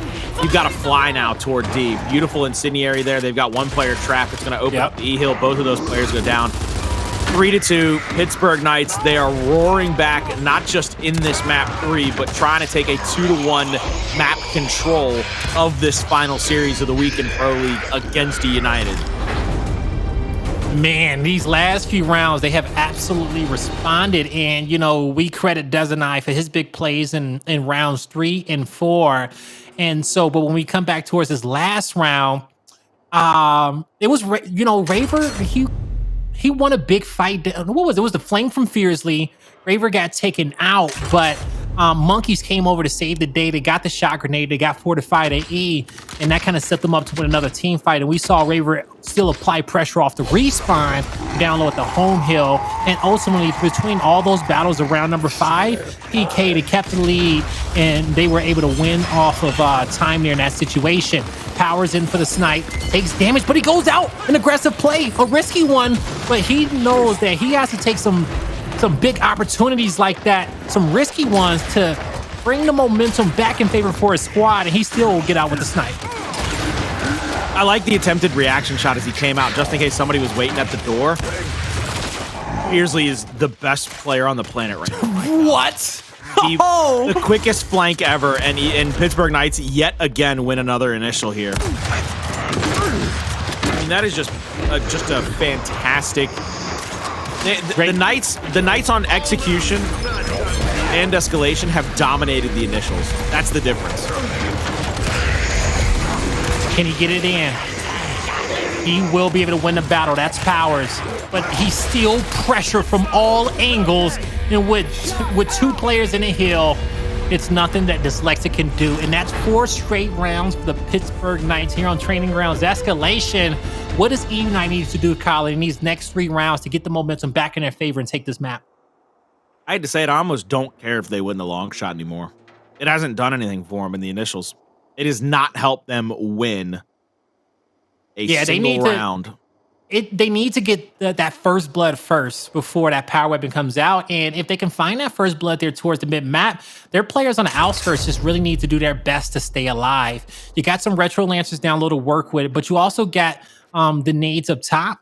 Now, I think with PK having those incendiary grenades, that player can play his 1v1 lane a lot better and even probably protect that E-hill by himself for just a second, while his teammates can really just, focus the eUnited members trying to pick up that snipe. And that's the big reason why eUnited has to get those kills, and they can't play it too slow. If they do, those incendiary grenades is going to cause a lot of issues for them. But we got a torque bow on the map as well. Lots of power weapons to be played for. But what's going to be the main priority for both these squads? A sniper in the hand of PK. They give up the power weapon to Powerz. Dezonide just misses that shot. Looking for his next target. eUnited, they cap E, but they don't get their home. Monkyz is in a big fight against Demise, but that's a huge battle one for him. And Colin, eUnited should be able to slow this down now. The Knights look like they were actually trying to go on a flank underneath the overlook at the same time. And when Raver lost that fight over at the home hill, those 2 players have to turn tail and run, because with eUnited having the overlook again, they'll be able to get Lancered out as they try to run up behind multiple players from eUnited. Now this is basically who can get the first pick. Powerz is trying to get a shot onto Raver, trying to get over the top of that cover for the splash damage. He's got 2 bolts left. I think Dezonide saved a ton of ammo. I think he's got 4 I like this shots angle. left. That's a very cheeky angle. If he needs Raver's trapped. They need him. He needs some help. But the shot blocks Dezonide from doing much of anything. Nice body. Oh, another body. Nades in hand. All he has Him and to do. Fearzly take over. Ooh, PK get control over E. Still got some power weapons to work with. They'll have 2 incendiaries still, and that torque bow is going to be up soon, so Dezonide will still have another power weapon to work with if PK can hold their current setup. eUnited is a little bit uncomfortable, not much to work with. They only got a shot grenade and a retro on their side of the map. And Dezo goes up top with a long shot. He's looking to try to catch the shoulder. You hit those. Here. Just take the shot. Oh, that's a clean. He missed it. Come on, yeah. Yep. Edge it up. Oh, he leads it. Okay. Here we go. One more time. There we go. Close. Go back to his. Go back to his. Come on. We're not done. Yeah, here we go. One He's shot. got 1 shot. There you go. Dezonide said, "Don't you dare come out of cover." One shot. Don't miss your chance to blow an opportunity once in a lifetime. Oh, make the montage. We talking about mom spaghetti? Something like that. A little mixed up Linkin Park in there as well. Come on now. Now Monkyz gets the second snipe. He's gonna give some ammo over to Dezo. They're gonna get out clean. Dezo still had that incendiary and he for loses like the fight 7 though. minutes. Oh, but he didn't fully lose kill it. on TJ. He cooked TJ. He sauced the man up like ribs. Oh my God, he got fancy like Applebee's on him. All right. Yeah. Okay. He was on the premium menu. Hold up. Damn, with that psychic execution. My man hit him like Darth Vader out here. Yo, the force is strong with this Pittsburgh Knights roster, as they made the proper adjustments after round number 3. As soon as they put that power weapon down, they were able to kind of formulate the perfect trap there in that situation to be able to take down eUnited. Monkyz 12 kills, 7 deaths, and 13 assists. That's 16k damage for him, but that's 18k damage for Fearzly with those 19 assists down low. It was a big team effort for the Knights to get up a 2-1 lead in the series. It was a beautiful, beautiful map number 3 by the Pittsburgh Knights. Really impressed with the way that they were able to just manipulate the troop movements of eUnited, even after putting down the long shot. With the way that they were able to play through the middle of the map, I said, Matt, rounds 3 and 4, Dezonide becomes their MVP, where he pushes through the middle of the map. They don't get it down on him. He gets a little bit of body shot damage as he goes through the smoke, but he was going to the God spot area. He was basically trying to flank out whoever was moving into the B hill for eUnited. It worked perfectly 2 rounds in a row. It ties it up. And then all of a sudden, eUnited's trying to figure out, well, what do we do now? We're getting the long shot, we're getting the power weapon, but we're not getting any map control whatsoever. Fearzly on the flank in round number 5. And then, of course, round 6, we saw that big kill by Raver on that. We saw that big kill by Raver to help solidify the final portions of that round. And then finally, round 7, Dezonide, that final headshot as that player came out of cover on TJ. And then he sauced, it was TJ that got sauced up with the incendiary, but he got the headshot on somebody else as they came out of the cover. It's just one of those situations where I still give the MVP of that map to Dezonide. He was huge in 3 different rounds, and he was the definitive reason they came back in that round. I fully agree with you on that one, Colin. He knew that the IGL, the team captain of the Knights, knew exactly what he had to do on an individual scale to allow his teammates to get positioned to make the big plays around the map, and they got it done. But it's not overweight yet. It's a 2-1 lead for the Pittsburgh Knights. We're going to have to start talking about the control that's coming up next. And we're going to be heading on over to Spire. And when it comes down to Spire, we know that it's a map where you need to play your life. It's like it's a execution or an escalation, because those team fights are so crucial. You win a clean team fight on Spire, you can almost guarantee yourself a good amount of points on the hill, depending on when that fight is won. So they need not get too overzealous. Them being PK if they want to take this Spire control. But on the flip end, I will say the same thing about eUnited, because they can't lose composure, feeling like they desperately need to get back in this series. These next 2 maps are going to tell us what this eUnited team is all about, with us seeing them being from behind, Kyle, having to play from behind.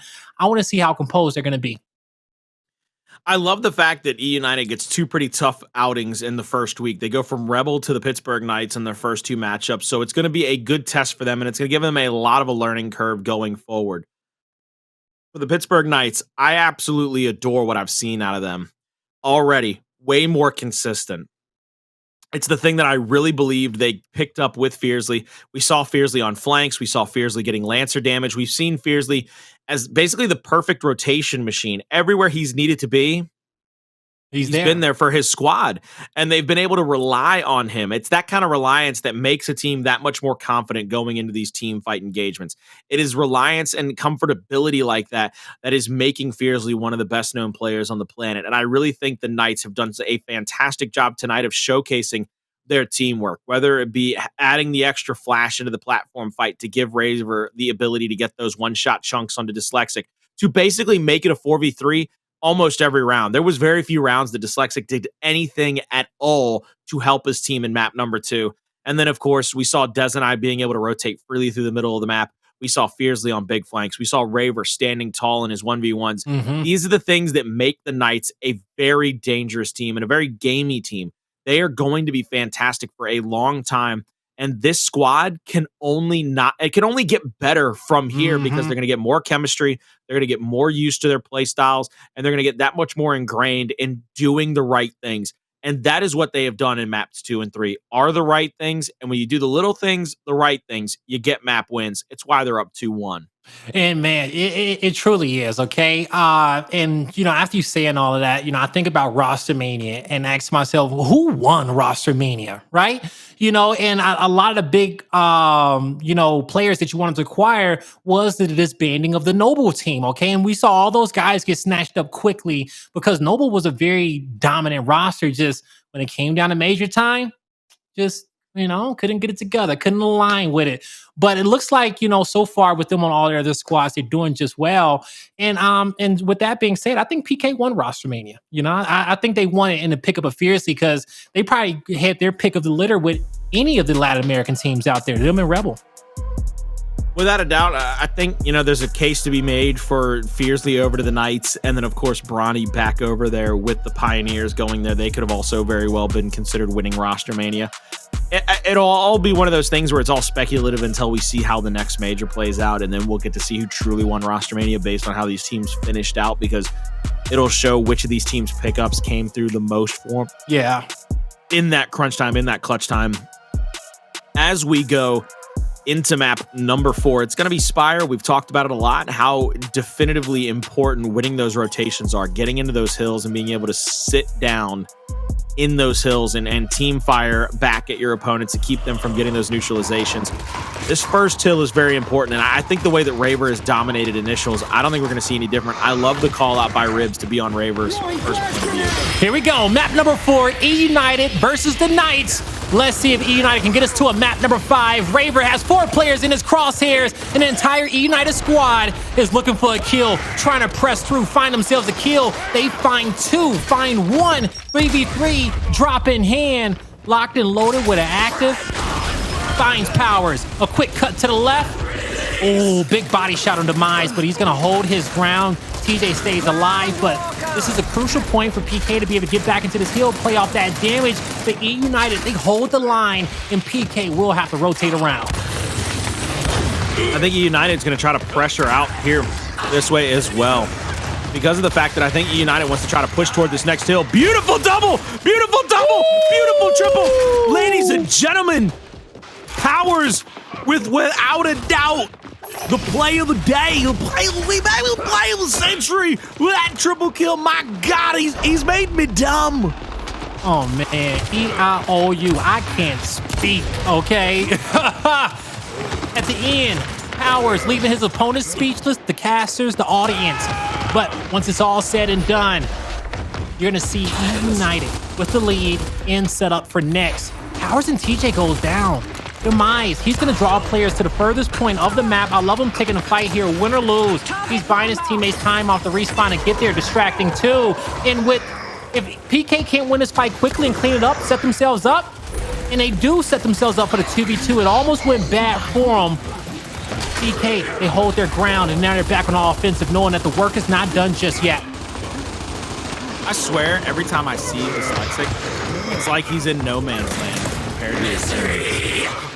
Like language barrier? He keeps it's like he's. I don't think it's in language barrier, because I'm pretty sure all 3 of those players can speak Spanish at some level. So it's like, I don't think it's a language barrier. It's just, I think it's a chemistry barrier. Like, Dyslexic has played with these guys. They play wagers together and stuff like that. But this is a whole different level of like chemistry you need. It's understanding the retakes, the setups. It's understanding how your teammates want to play these fights. Dyslexic, without a doubt, is used to how Toady wants to take these fights, how Noble wants to take these fights. And it's almost like he's a little too quick for eUnited. Yeah, eUnited is a slower squad, and they've always been designed that way, especially when you look at the past leadership that has been here. We called it the eUnited Special for a reason. It's because they took their time and they always made the perfect play. But it comes down at playing at a certain pace of the game for your entire team to get in position. If you move too quickly, we know that seconds and gears matters when you initiate in those fights. To be able to have somebody there to trade out the damage, a big 90-degree turn and burn from Dezonide. He's going to hold his ground for now, has to come off the cover. Does he get the revive? He will. A flank from Monkyz. Sets his team up for a 2v1 top chapel. They got to back up and start getting some points. They're going to let Powerz get a little bit more positioning, let him move up. And that was the right play from PK. They got a flank from 6. You know it, though. Oh, good call out, but it still gets shut down. Now Powerz has to pull back to try to take care of Monkyz. He's gonna let him bleed out. I like that. Yo, Monkyz had a little swagger on that kill. You didn't see that? It was like he stood over his body. Like, what you doing, Demise? So, Monkyz got the swagger, but that wasn't the time for it. Looked good for a second, but for the eUnited fans, it's looking even better as they got control over the hill. 40 points remaining. They win another battle. Dezonide, does he get caught out? Yes, he will. That's another fight won for eUnited, and that's going to force the Knights to have to play for next. This is more important than just the winning these fights. There's like 20 to 15 to 20 seconds left on that drop shot. That's why they were playing that far out into the academy. They had to play out toward that drop shot to try to get some kind of positioning over that middle.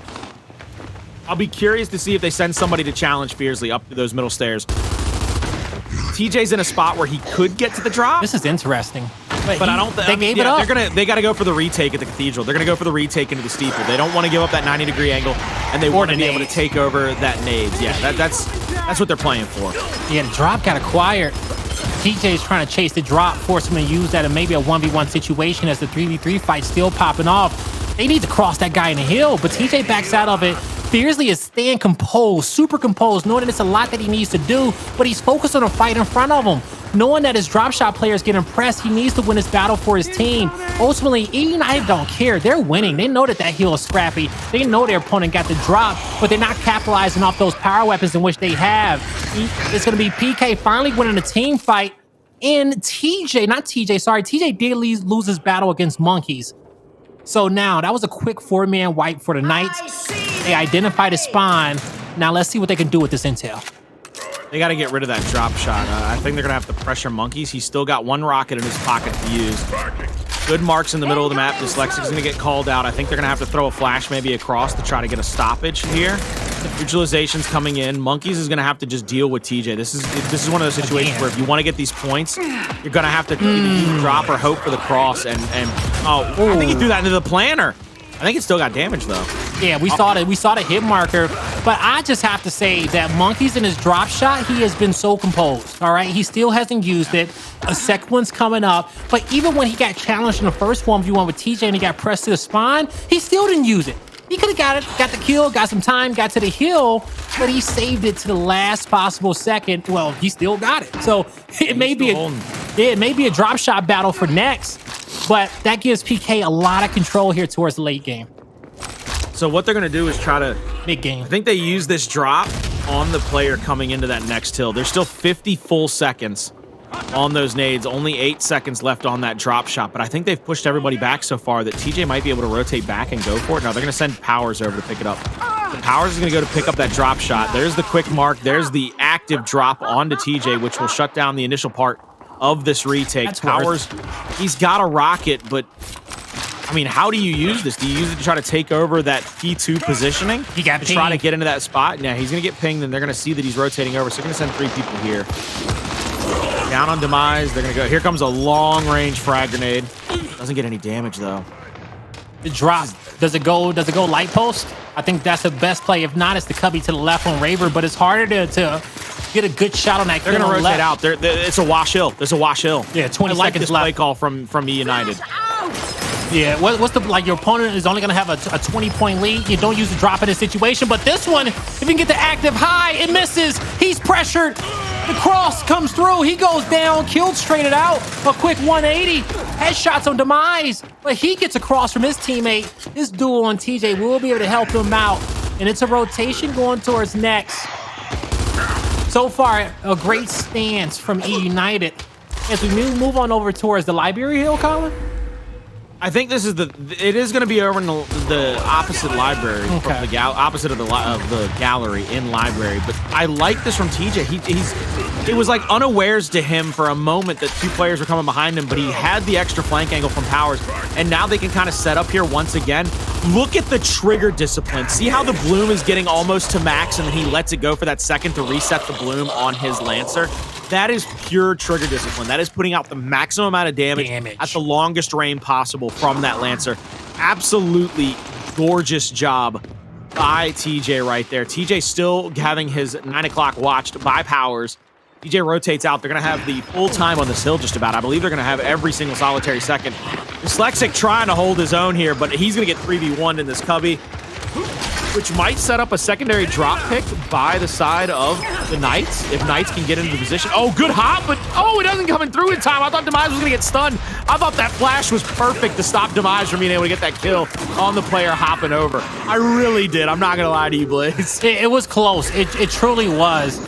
In the end, it's going to be PK with a drop in hand. They get 20 seconds of scrap time, and we're going back to a neutral hill.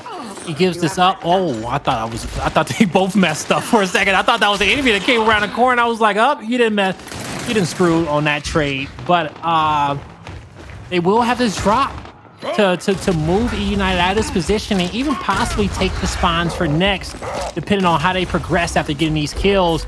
But no marks just yet for Monkyz.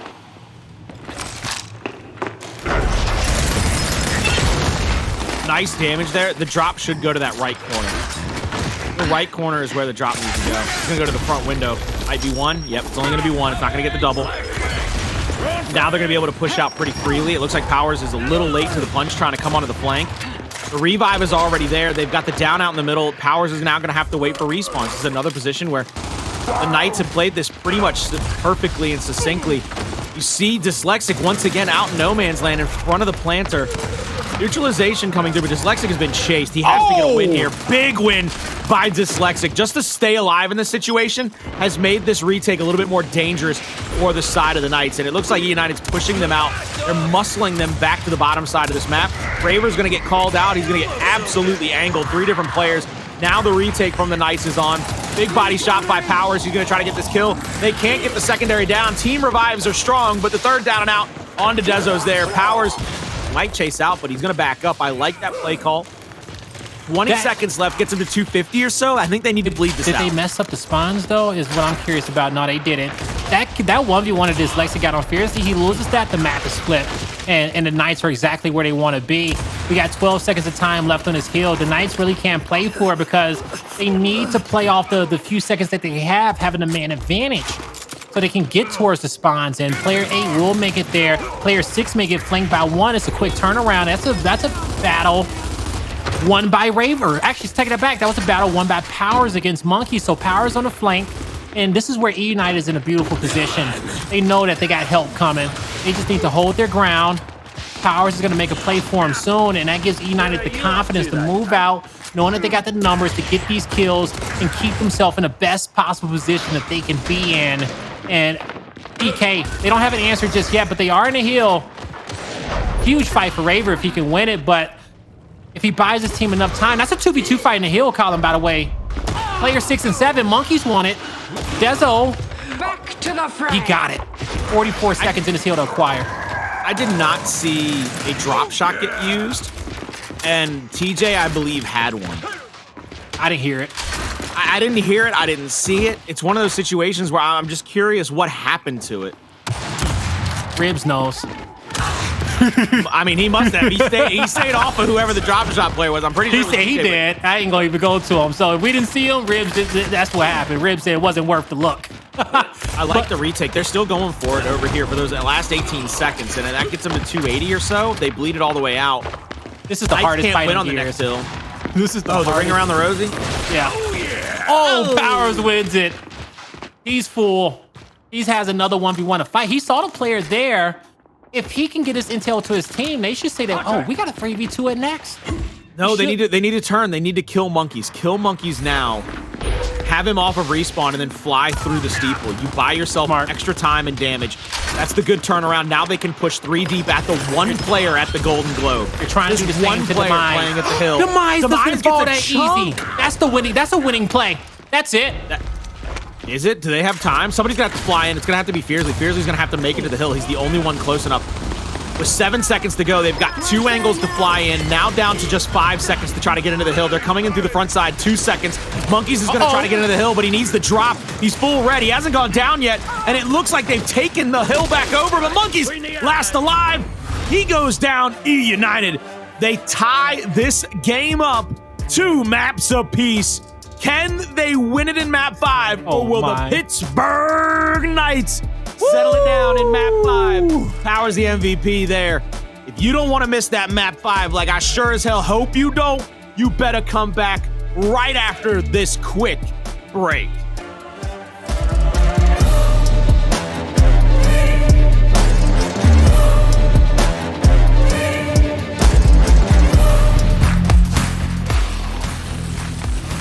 Back to Gears of War Pro League. We told you it was going to be a quick break because we got to get into this map number 5 between eUnited and the Pittsburgh Knights. We're all tied up 2-2. The story of the series, eUnited having a better teamwork to win the controls. But on the flip end, it's Pittsburgh Knights. A little bit more firepower, a lot more muscle to win those initials in the execution and the escalation to get themselves back to this point. We're going to a game 5 on Clock Tower execution. Woo, I can't think of no better map to end the series on, Colin. But after watching these last 4 maps, how do you feel like this Clock Tower is going to go? What do we need to look for? I mean, I'm just saying that, in my opinion, Pittsburgh Knights have been so much incredibly better at initials all night long. Both controls, the Knights were a little bit better in the initials. The execution and escalation, they were incredibly better at the initials. That's why they won maps 2 and 3. The thing that I think settles this out is just the fact that I think the Knights are better tonight at their initials, whether it be the first fight or reevaluating where their initial has to go. And I believe, even though I picked eUnited, that is the thing that can and possibly will win the Knights this matchup tonight against eUnited, just based on how incredible they've been at all of their initial fights tonight. They have to be better.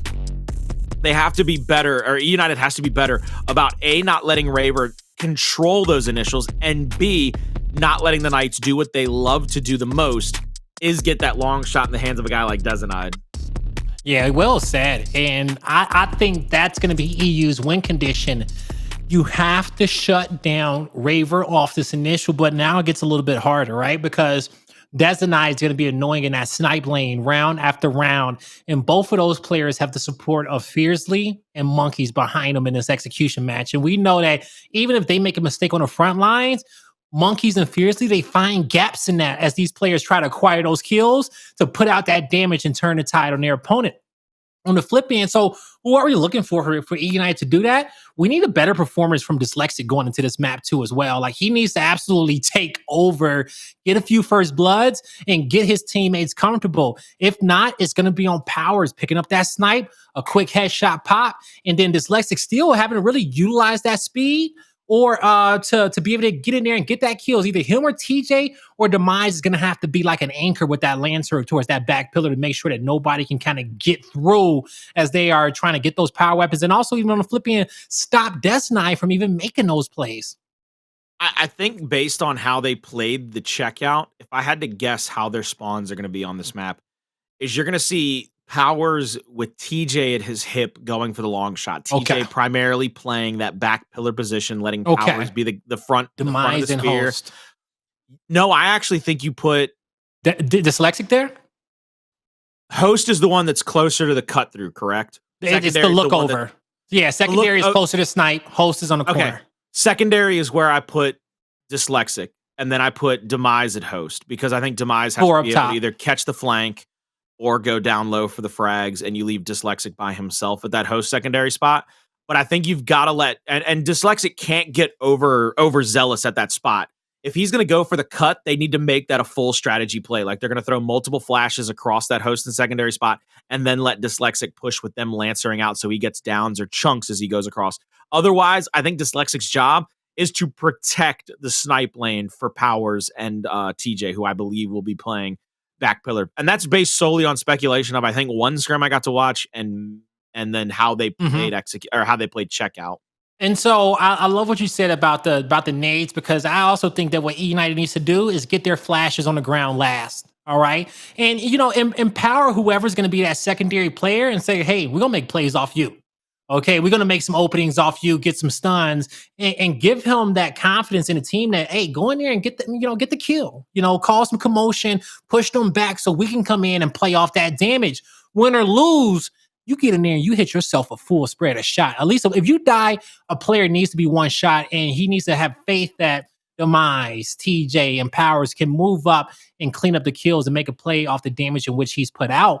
And that's just something that we used to do back in the day. Somebody's having a bad game. Like, I would say that for me, if I'm having a bad game and I'm playing terrible, instead of playing passive, I don't mind being a first blood for my team, because you can play off the damage I put out and play around me rather than me being the last guy alive. You know what I'm saying? So it's just getting into the mix sooner and not putting yourself in a difficult position. Let everybody who's hot kind of finish off the round. It's a few little things you can do to kind of get momentum back in your favor, but you got to be honest with who's playing hot today and who's not. You got 5 maps to look over, but but you do have to have that short-term memory and forget it and just snap back into it. We'll see what happens. Raver with a quick play. Force flank. eUnited kind of called it out, because eUnited's way past the 50-yard line, but they already get first blooded out. That's one of the things that eUnited, I think, realized they only had 3, and they pressured but they pressured straight into the damaging shots of the Knights. I think the Knights were playing full force back. They were playing with Lancers out. Great job by the Knights. I don't know who called that, but eUnited needs to realize if Raver's going on a flank and you realize you only have 3, you have got to play back and just kill him. Or you just be quick, right? And I think they chose to just be quick. Say, all right, get our kills now. Make a quick turnaround, but those kills didn't come through as easy as they thought it was. Oh, he got the jig on him again. Got the jump. This time he goes for the nades. We see Powerz with the snipe. He gets out safely. And now it's going to be a reset. No more utilities on the side of eUnited. That's a nade out, but a headshot in. We got this player, TJ, trapped back pillar. Here comes Fearzly. He goes down. This should be an eUnited win with Monkyz being the last one left standing. Goes back into the mix. But he will be the one getting shaken up just a bit. eUnited gets us all tied up 1-1. And, you know, it's off the back of a great headshot from Powerz. Because as I was starting to say, there ain't no utility grenades on the side of eUnited. So they needed their numbers to trade out those kills and kind of avoid those nades, which they did as well. And that's what they should have also probably done in round number 1, is just pick up the snipe on Powerz and rotate out rather than try to push up and just get shotgun kills. Round 3, I'll be curious if Raver goes low. They're actually going to they're going to check him. Demise checked him. They know that they've got a 4v3 up here. They know they've got a 4v3. And Demise is trying to just hold him off and hits a massive brick onto him. Oh, this is going to be, if TJ has to be able to get away from this. Fearzly found a kill back pillar. Fearzly found 2 kills back pillar. TJ looking to take down Fearzly. Demise with a blind side, but it's Raver composed. TJ damaged. And it will be the Knights to take over round number 3. And TJ did get back, but Fearzly, he held his own there towards that back pillar. Yeah, without a doubt, Fearzly really coming through in the clutch, getting that double kill toward the back pillar. This is one of those situations where we saw it earlier. How the ability of Rebel earlier in the night was able to get all of those revives off. eUnited was not able to do that in that round or in that situation, which leads to that double kill for Fearzly. Demise needs to get that kill on Raver, and that's a completely different round. He hits that big body shot, but can't get the secondary shot to get the down. Smokes are coming out. Nades are coming out. Dezo's going to get that long shot. They're going to continue to push across the map. They get 1 kill on the meat shield. Dezo misses a body shot there. Powerz is holding down the front side of this pillar. Revives coming through nice and strong. Fearzly backs up. Powerz goes for a little double bounce and a wrap shot. Just gets another down. They cannot get clean conversion whatsoever. And the Knights are taking advantage of every over-aggressive push. They're up 3-1, 3 rounds away from a 3-2 series victory over eUnited. And we're going to see the quick swap, but Dezonide right there got that headshot on Demise. We saw him miss the first shot, but they don't connect on that second one. Got them the advantage in which they needed. A quick third. You see the revives from both squads. PK goes up 3-1. And now we know that eUnited can kind of pick up this power weapon and get away. Raver, once again, he really just does what he wants, and it's hard to kind of predict his moves because the core 3 of this PK squad gets it done. TJ in the face. Raver picks up the kill. Fearzly with the down. 3v3. The Lancer's out. 3v2. The damage is there. Over. Demise is down. 1 player remaining. The cleanup comes in, and Powerz knows what's up. They cannot get cleanups, plays. I mean, it is unbelievable to me how many times the Knights in execution are able to play together and get these kill cleanups, to be able to fight together well enough to just double shot people down, clean up the downs and outs, roll back and play for damage. I actually like the fact that Dezo picked up the long shot in place of his Nasher. So as he rolled back, he didn't have a Nasher. He pulled Lancer and got that down and then got the cleanup with his long shot. I want you to think about that. That's how much faith he has in the other 3 players on his team. I'll call it accident. To be able to clear for him. No way you drop your shotgun. I think he just made a blunder on the swap, but sometimes you got to commit with whatever weapon you got. It's a Fearzly pickup on the snipe. They dodged towards the inside. Was it the right route? Oh, Raver trying to save the squad. Over-aggressive. Everybody's alive. It's 3v3. A 3v2 for PK. They get the kills on the flank. Quick revive. But who can get in there and play for the damage for eUnited? Fearzly steps up and says, don't worry. I'll control these airwaves. Dude, team revives are so crucial right now. The Knights are putting on a clinic of what playing with your teammates can do for you. Yeah, I agree with you now. as Fearzly is going to try to shut down the sight lines, make sure that nobody can cross down from his team up top. Going to keep a mark on TJ. But he's okay to play the game with Powerz. Him and Monkyz. That's their focus. Oh, TJ moves in. They help him get out. Fearzly say, oh, you don't want to fight this one? But was it the right move? It looks like they stay alive. They're okay. They double back. They get the down, and now they're feeling okay. They just got to take down Powerz. Okay. Sometimes, you know, less is more. Without a doubt, like, I'm shuddered by how well the Knights team revives are going for them. Like, I can't talk about it enough because I think they had 2 different people on their possible 3rd down and out. And when Powerz was lancering or snubbing from the top side of that overlook, I think even if they get 1 down right there, they might be able to turn the tide because I think they had 2 different people on their 3rd down and out. Now eUnited has to win 5 straight rounds, and that is just not going to happen here. That is not going to be something you're going to be able to do against the Knights. I think the Knights come away with this, whether it be this round or the next. I don't see a way out of this for the side of eUnited. They have not done anything to give me a reason to believe they can come away with this win. Look at that. A down comes through, and everybody's just flooding at the down. They're flooding at their teammates. And now it looks like eUnited has learned that they can play back and just continue to down them. Doesn't matter. They're trapped in the corner. Yeah, they played this round the way they should have played the last 4 rounds, where they just kept downing people one after the next. And that was kind of like a bad flash because it was more of a team flash, if anything, coming in from the eUnited side. But they still get the round, and as they should after getting those double downs when PK tried to retrieve that snipe. eUnited, they had an answer for him. But I think this is where Raver switches it up. You said it was either that round or the next. I think Raver says, okay, let me see if I can mix it up, make it not too easy for him once again. Hides himself, doesn't see anyone. That was Demise, actually. Raver's up top. Holds the flash.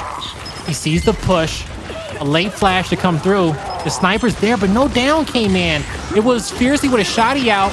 Made it hard for his team. The flash stopped the snipe from coming out. Double down.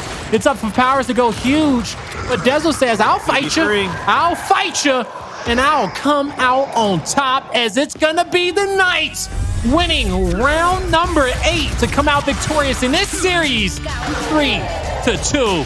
And they're going to let their opponent know exactly what's up, as they're going to stay undefeated and take this crazy-ass series. Hi, my name is Colin, and I did say this round or the next. I hedged that bet, didn't I? You definitely did, okay? I will not try so hard next time. I will not try so hard next time. It's like I used to get in trouble in school and have to use the same thing. You have to write the same thing on the board, like I will not talk during class. Did you ever have to do that?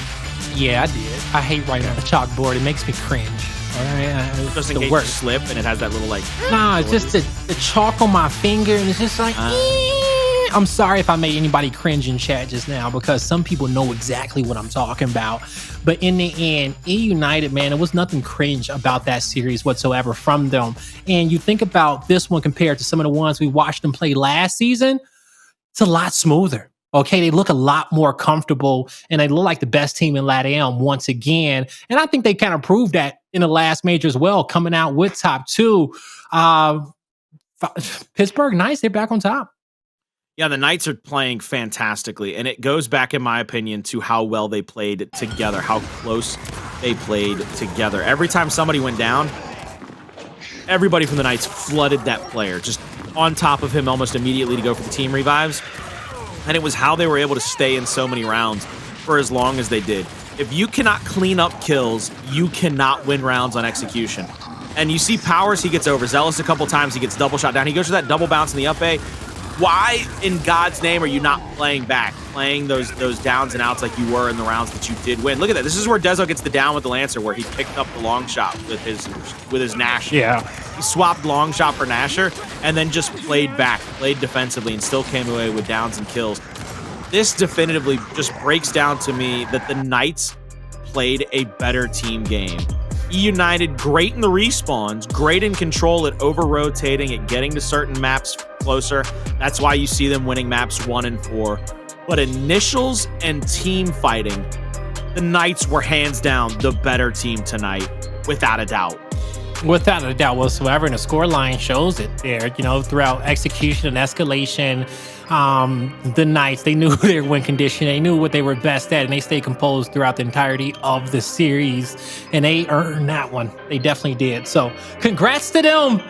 Whew, that is our last series of the night. And talk about a way to end, Colin. All right. And after even looking at all our matches, throughout the day, I'm loving the team changes in which we have here. And I just feel like neither of our squads in our league have hit their ceiling. Okay. No one has hit their ceiling and what they can be as we get closer towards this next major. It's going to take us about, 2 more weeks to figure that out and see who is really kind of been evolved into the squad in which they've envisioned. So far, I feel like, the Knights got a good leg up on most of the squads in our league, and we'll be recapping everything and getting you guys to stand in soon and giving you a lot of more information. But, I need you to know, with all the craziness in which we saw snipes, we saw bows, we saw clutches, we saw flanks, we saw it all. But when it comes down towards our eSwap play of the day, it goes to none other than the man himself. It was Powerz with the 3-piece. You see him connect with a big brick. 3 players coming. That's 1. Whoop, that's 2. Clean up. Coming back for you. I didn't forget. Takes them out as well. And right here, what you see from Powerz on this play, when we see it in slow-mo, you're going to get to be able to get a lot better look at it. So see the Lancer Fire coming in? There's a down. The Lancer Fire is still tagging up multiple players. He gets the reaction shot on the first chunk on the player going for the revive, who would technically have the first and quickest shot onto him. He then gets the quick second shot on the player that just got revived because he would be the next quickest player to get a shot on him.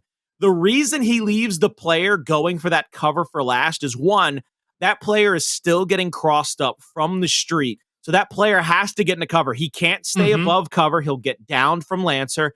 And all he's going to be able to do is sit in that cover and try to just take that quick hip fire onto Powerz at the 90 degree. It gives him a quick, easy lineup shot to finish off a 3-piece. That was a beautiful job by Powerz of decision-making. The reviving player first, the one that got revived second, and then third, the one that's been getting crossed this entire time. But also kudos to his teammates for getting the cross on multiple players throughout that entire engagement. It's a beautiful highlight play for our eSwap X play of the day, but an even better play by eUnited and the boys from that squad, getting those 3 pieces working together. But I still think, without a doubt, the Knights, they were just a better team all night tonight with their team revives. Blaze, to add on to something you said earlier, think about this. Go look at who placed top 6 in our last major. All of those teams made a change. Ooh, all of them did. Yeah, that was a great point to point out. And that just means it's a testament to how close our league is going to be this season. And it's really anyone's game.